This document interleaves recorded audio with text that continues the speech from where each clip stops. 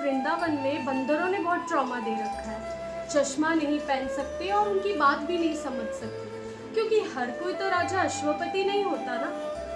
तो दोस्तों, राजा अश्वपति एक बहुत ही महान शासक और राजा हुए, जिन्हें एक वरदान मिला हुआ था कि वो किसी भी जानवर की या पक्षियों की भाषाएं समझ सकते थे। लेकिन इस वरदान के साथ एक कंडीशन भी थी। अगर उन्होंने उनसे की हुई बात यानी जानवरों से की हुई बात वो किसी और को बता देते हैं तो राजा अश्वपति जी की मृत्यु हो जाएगी। राजा का जीवन शांति से जा रहा था और उनके राज्य में धर्म स्थापित था। एक दिन राजा रानी के साथ अपने आंगन में घूम रहे थे कि वहां उन्होंने देखा एक हंसों का जोड़ा जो आपस में कुछ बातें कर रहा था। राजा उनकी बातों को समझ गए और उसी समय जोर जोर से हंस पड़े।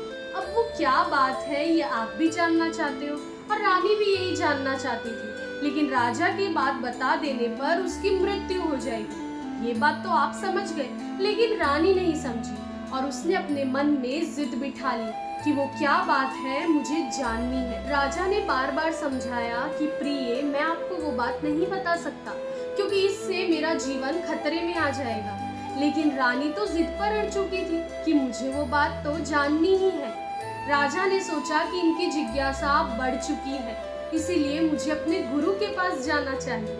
अश्वपति के गुरु ने कहा कि वो अपनी जिज्ञासा के आगे तुम्हारे जीवन साथी को तुम्हारे जीवन की कोई परवाह ही नहीं है, इसीलिए ऐसे जीवन साथी को तो अभी ही छोड़ देना चाहिए। राजा ने गुरु की आज्ञा का पालन किया और उसी समय रानी का त्याग कर दिया, उन्हें अपने राज्य से ही निकलवा दिया। लेकिन उनके साथ रह गए रानी से हुए उनके बच्चे, जिन्हें राजा ने धर्म का ज्ञान दिया और युद्ध नीतियों का भी। उन्होंने अपनी पुत्री को भी योद्धा बनाया और एक लंबा जीवन जी के इस दुनिया से चले। अरे उस पुत्री के बारे में भी कुछ बताना था। उस पुत्री का विवाह एक बहुत बड़े चक्रवर्ती सम्राट के साथ हुआ और वर्षों बाद उस पुत्री ने भी एक ऐसी जिद पकड़ ली जिसकी वजह से उनके पति के प्राण ही चले गए। राजा अश्वपति की पुत्री थी महारानी कैकई, जिनकी जिद की वजह से प्राण दे दिए थे राजा दशरथ ने। और मंत्री सुमंत ने भी यही कहा था श्री वाल्मीकि रामायण में कि तुम क्यों अपनी माता की तरह व्यवहार करती हो, क्यों ये जिद पकड़ कर बैठी हो, इसे छोड़ दो।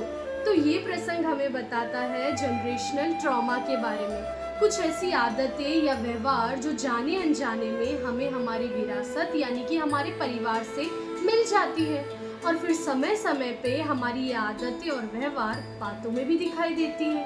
तो इन पैटर्न्स को ब्रेक करने की बजाय और आगे आने वाली पीढ़ियों को ना देने की बजाय हम उसे एक्सेप्ट कर लेते हैं ये कहकर कि मैं तो ऐसा ही हूँ। परिवार या जनरेशन से आने वाले इस ट्रॉमा को पता है ब्रेक कौन कर सकता है?